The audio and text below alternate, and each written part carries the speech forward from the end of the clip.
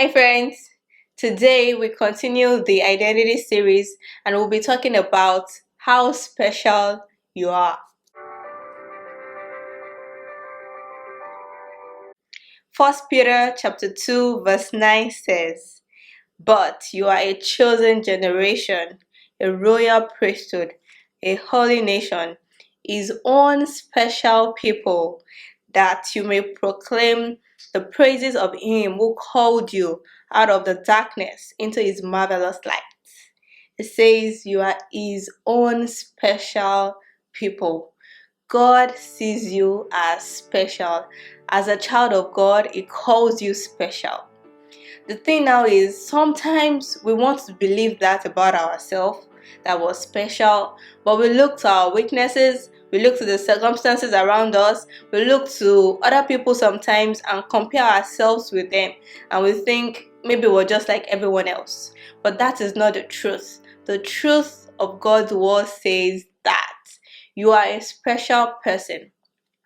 And if God sees you and calls you special, we need to start believing that truth, that I am special. You wake up in the morning, you look to the mirror and you say to yourself, I am God's special person because you're a child of God.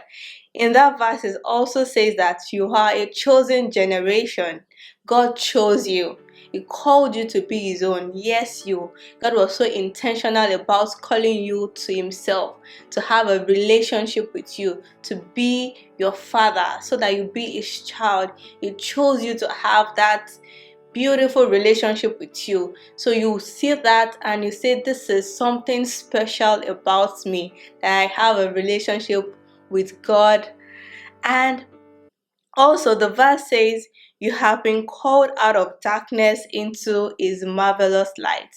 We have been called out of darkness. We have been called out of the darkness of the ordinary. We have been called out of the darkness of the mediocre. We've been called into the light of the extraordinary. We've been called into the light of the glory of God.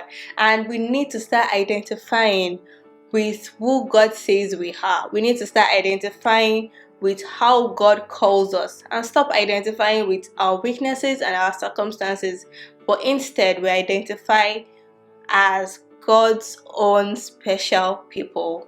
So today, friends, I would like you to revel in this truth that you are indeed special and God calls you special.